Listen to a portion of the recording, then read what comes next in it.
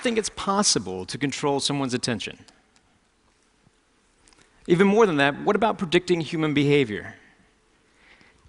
I think those are interesting ideas if you could. I mean, for me, that'd be the perfect superpower. Actually, kind of an evil way of approaching it.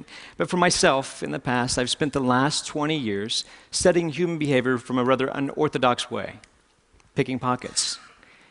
When we think of misdirection, we think of something as looking off to the side, when actually it's often the things that are right in front of us that are the hardest things to see, the things that you look at every day that you're blinded to. For example, how many of you still have your cell phones on you right now? Great. Double check, make sure you still have them on you. I was doing some shopping beforehand. Now, you've looked at them probably a few times today, but I'm going to ask you a question about them. Without looking at your cell phone directly yet, can you remember the icon in the bottom right corner? Bring them out, check, and see how accurate you were. How'd you do? Show of hands, did we get it? Now that you're done looking at those, close them down, because every phone has something in common. No matter how you organize the icons, you still have a clock on the front. So without looking at your phone, what time was it? You just looked at your clock, right? It's an interesting idea. Now I'll ask you to take that a step further with a game of trust. Close your eyes. I realize I'm asking you to do that while you just heard there's a pickpocket in the room, but close your eyes. Now, you've been watching me for about 30 seconds. With your eyes closed, what am I wearing? Make your best guess. What color is my shirt? What color is my tie? Now open your eyes. By show of hands, were you right? It's interesting, isn't it? Some of us are a little bit more perceptive than others. It seems that way. But I have a different theory about that model of attention. They have fancy models of attention, Posner's trendy model of attention. For me, I like to think of it very simple, like a surveillance system. It's kind of like you have all these fancy sensories, and inside your brain is a little security guard. For me, I like to call him Frank. So Frank is sitting at a desk. He's got all sorts of cool information in front of him, high-tech equipment. He's got cameras. He's got a little phone that he can pick up, listen to the ears, all these senses, all these perceptions. But attention is what steers your perceptions, is what controls your reality. It's the gateway to the mind. If you don't attend to something, you can't be aware of it. But ironically, you can attend to something without being aware of it. That's why there's the cocktail effect. When you're in a party, you're having conversations with someone, and yet you can recognize your name, and you didn't even realize you were listening to that. Now, for my job, I have to play with techniques to exploit this, to play with your attention as a limited resource. So if I could control how you spend your attention, if I could maybe steal your attention through a distraction. Now, instead of doing it like misdirection and throwing off to the side, instead what I choose to focus on is Frank, to be able to play with the Frank inside your head, your little security guard, and get you, instead of focusing on your external senses, just to go internal for a second. So if I ask you to access a memory, like, what is that? What just happened? Do you have a wallet? Do you have an American Express in your wallet? And when I do that, your Frank turns around. He accesses the file. He has to rewind the tape. And what's interesting is he can't rewind the tape at the same time that he's trying to process new data. Now, I mean, this sounds like a good theory, but I could talk for a long time and tell you lots of things, and they may be true, a portion of them.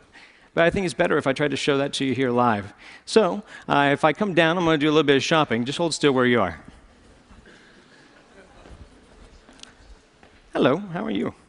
It's lovely to see you. You did a wonderful job on stage. You have a lovely watch that doesn't come off very well. Do you have your ring as well?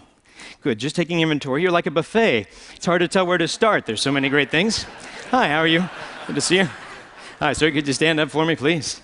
Just right where you are. You're married. You follow the directions well. That's nice to meet you, sir. You don't have a whole lot inside your pockets. Anything down by the pocket over here? Hopefully so. Have a seat. There you go. You're doing well. Hi, sir. How are you? Good to see you, sir. You have a ring, a watch. Do you have a wallet on you? Well, we'll find one for you. Come on up this way, Joe. Give Joe a round of applause. Come on up, Joe. Let's play a game.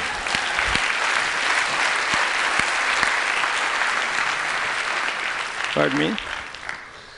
Don't think that I need this clicker anymore. You can have that. Thank you very much. Appreciate that. Come on up to the stage, Joe. Let's play a little game. Now, do you have anything in your front pockets? Money. All right, let's try that. Can you stand right over this way for me? Turn around and let's see. If I give you something that belongs to me, this is just something, a half poker chip. Hold out your hand for me. Watch it kind of close. Now, this is a task for you to focus on. Now, you have your money in your front pocket here? Yep. Good. I'm not going to actually put my hand in your pocket. I'm not ready for that kind of commitment. One time a guy had a hole in his pocket, and that was rather traumatizing. I was looking for his wallet, and he gave me his phone number. It was a big miscommunication. So let's do this simply. Squeeze your hand. Squeeze it tight. Do you feel the poker chip in your hand? I do. Would you be surprised if I could take it out of your hand? Say yes? Very. Good. Open your hand. Thank you very much. I'll cheat if you give me a chance. Make it harder for me. Just use your hand. Grab my wrist, but squeeze. Squeeze firm. Did you see it go? No. No, it's not here. Open your hand. See, while we're focused on the hand, it's sitting on your shoulder right now. Go ahead and take it off. Now, let's try that again. Hold your hand out flat. Open it up all the way. Put your hand up a little bit higher, but watch it close there, Joe. See, if I did it slowly, it'd be back on your shoulder. Joe, we're going to keep doing this till you catch it. You're going to get it eventually. I have faith in you. Squeeze firm. Squeeze. You're human. You're not slow. It's back on your shoulder. You were focused on your hand. That's why you were distracted. While you were watching this, I couldn't quite get your watch off. It was difficult. Yet you had something inside your front pocket. Do you remember what it was? Money? Check your pocket. See if it's still there. Is it still there? Oh, that's where it was. Go ahead and put it away.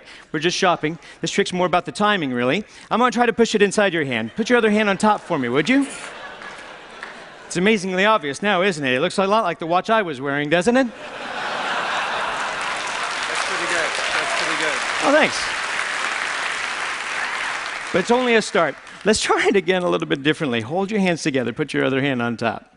Now, if you're watching this little token, this obviously has become a little target. It's like a red herring. If we watch this kind of close, it looks like it goes away. It's not back on your shoulder.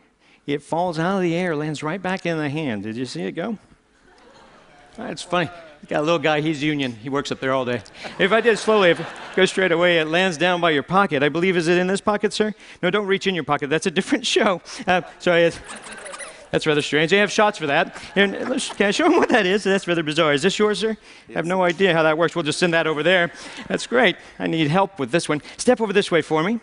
Now, don't run away. You had something down by your pants pocket. I was checking mine. I couldn't find everything. But I noticed you had something here. Feel the outside of your pocket for a moment. Down here, I noticed this. Is this something of yours, sir? Is this? I had no idea. That's a shrimp. Yeah, saving it for later. You've entertained all these people in a wonderful way. Better than you know. So we'd love to give you this lovely watch as a gift.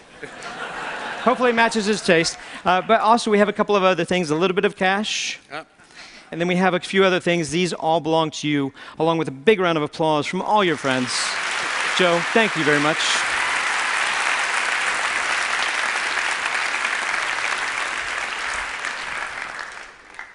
So, same question I asked you before, but this time you don't have to close your eyes.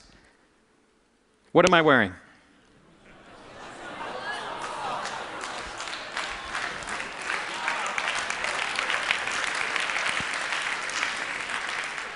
Attention is a powerful thing. Like I said, it shapes your reality. So I guess I'd like to pose that question to you. If you could control somebody's attention, what would you do with it? Thank you.